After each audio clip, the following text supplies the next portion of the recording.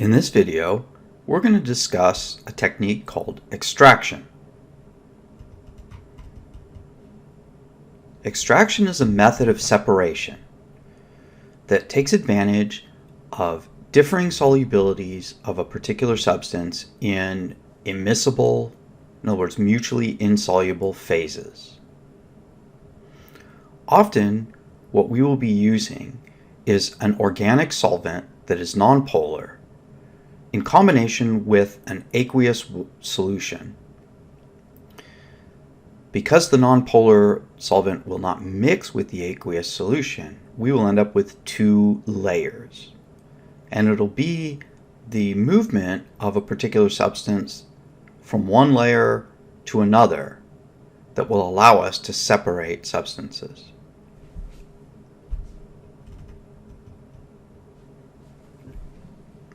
There are many different types of extraction. Extraction itself is actually a very ancient technology, and as we'll see, it's used often in the kitchen. And the first type of extraction is called liquid to liquid extraction, and this is probably the most commonly type of extraction used in the organic lab. In liquid to liquid extraction, we have two immiscible liquids, which means that they won't dissolve in each other. When those liquids are put together, they will form layers. And we call those layers, each of those separate layers, a phase. The second type of extraction is solid to liquid extraction. In solid to liquid extraction, an insoluble solid that contains a desired substance, a desired solute, is mixed with an appropriate liquid solvent. The liquid solvent then essentially dissolves the desired substance out of the solid, leaving the solid behind.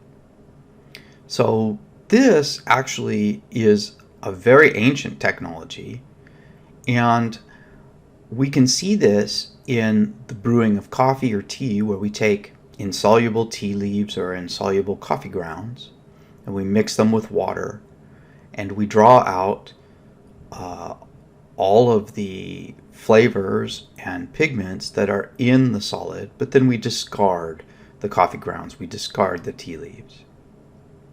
The third type of extraction is called an acid-base extraction. It's basically a modified liquid to liquid extraction usually.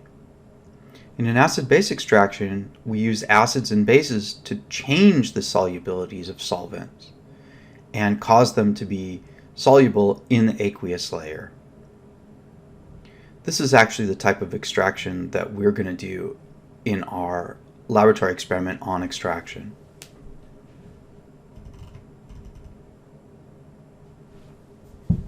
This is a diagram to help us imagine how an extraction would work. In this diagram, we're going to imagine that we have a mixture of substances, which I have symbolized using shapes and colors. So we're going to say that substance A is going to be represented by a blue circle, and we'll say that substance A is a non-polar substance.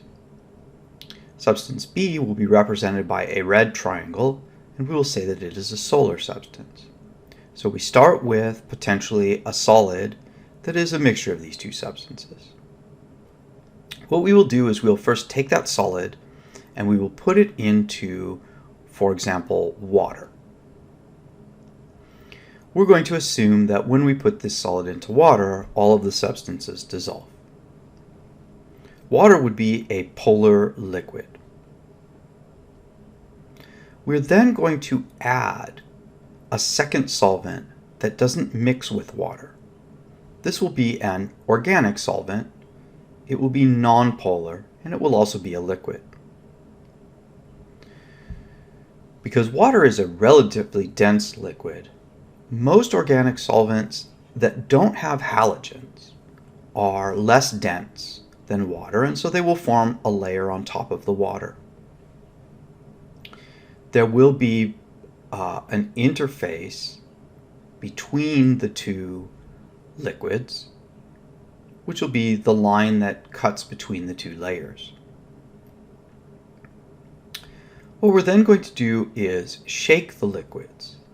What that does is that increases the size of the interface. Now, as the particles are moving in the aqueous solution, at some point a particle will move up to the interface and cross over into the nonpolar phase. We would expect the blue particles, because they are nonpolar, to have a greater affinity for being dissolved in the organic nonpolar liquid. So therefore, we would expect that those particles, when they reach that interface, would move into the organic phase and prefer to stay there. That's represented by these dotted lines. As we shake the liquid, what happens is we break up the two phases so that they break into smaller globules with very large surface areas in contact with each other. And that presents many opportunities then for the blue particles to strike an interface and transfer into the organic layer.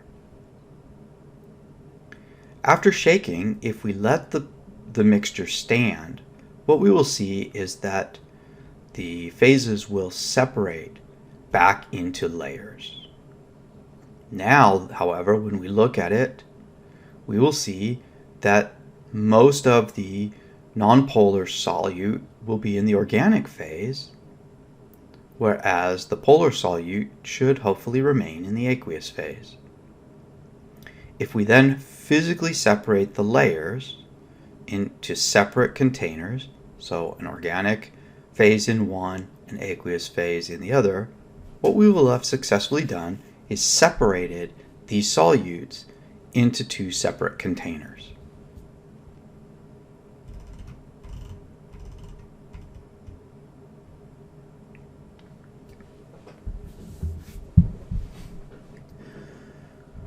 We can sort of quantify this phenomenon by looking at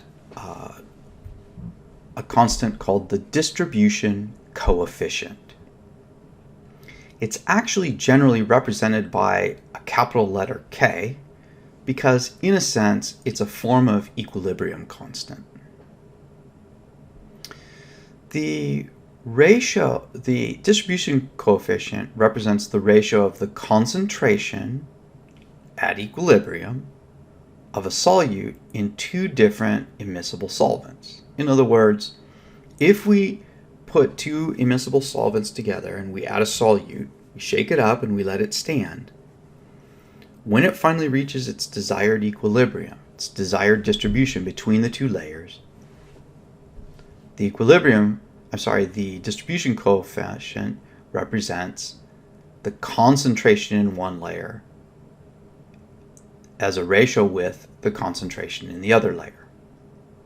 In general, when we have distribution coefficients, the organic solvent will be on top of this ratio and the aqueous solvent will be on the bottom.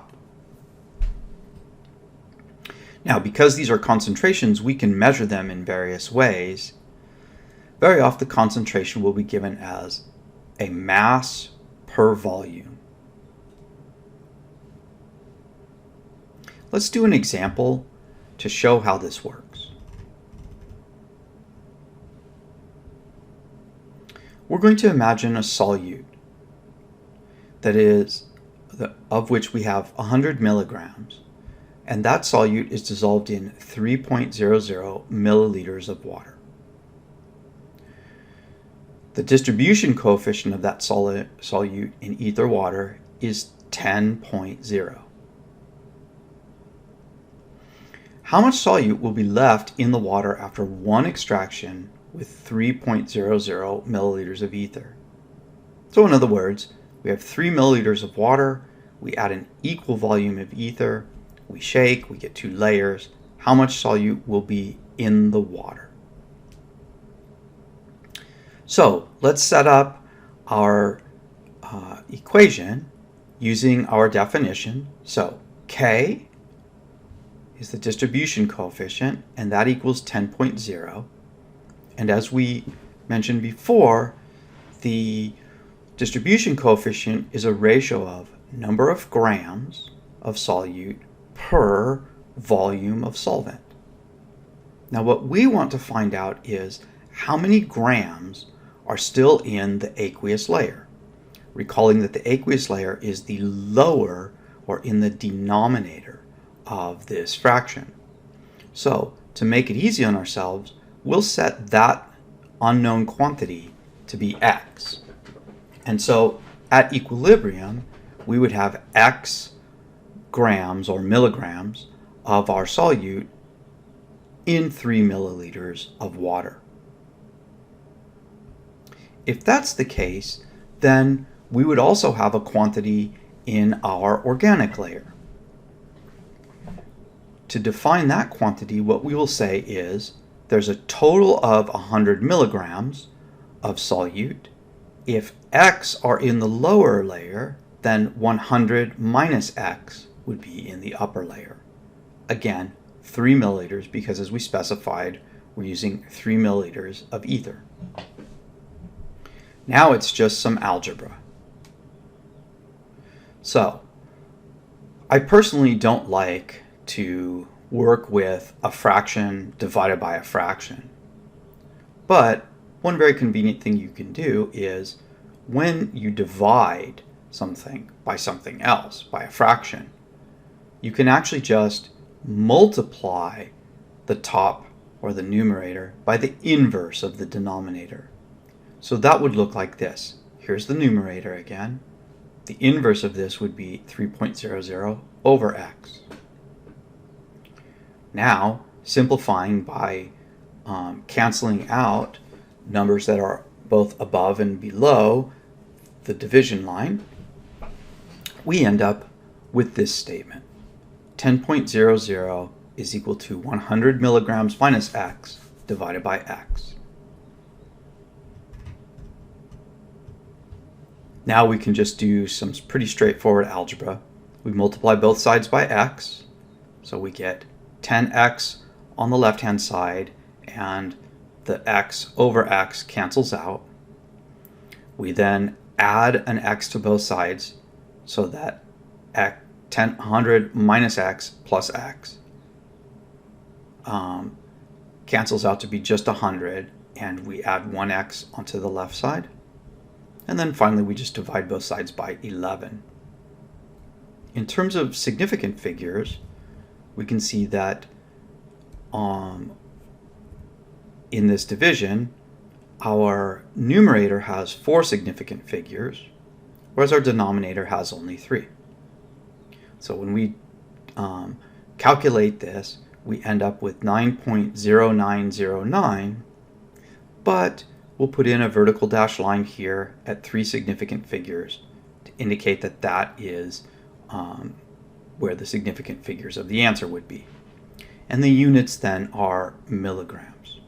So what we can see is that there would be left in the aqueous layer approximately 9 milligrams out of the 100 we started with. So 9% would remain in the aqueous layer, and approximately 91% would go into the organic layer.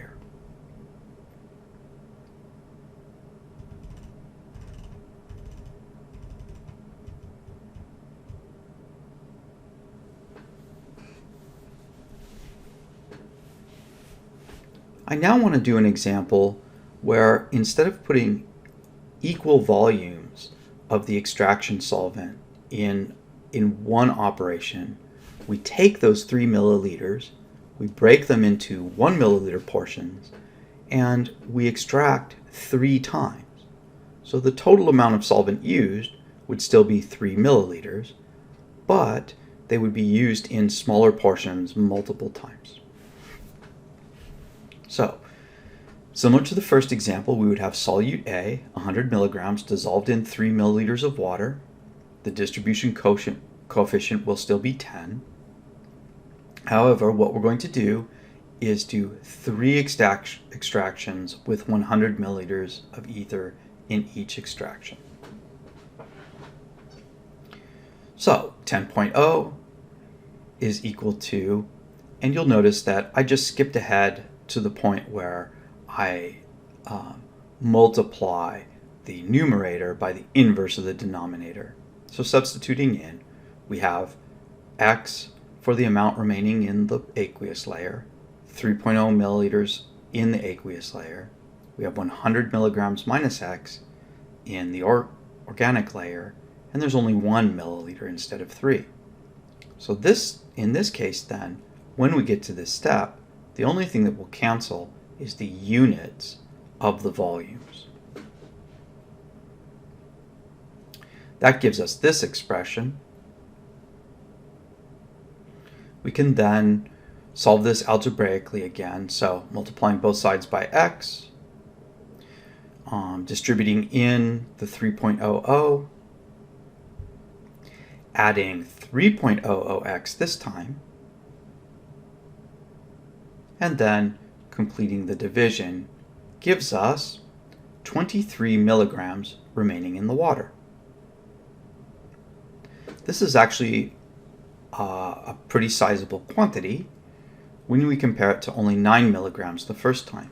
So this would appear to be not very successful.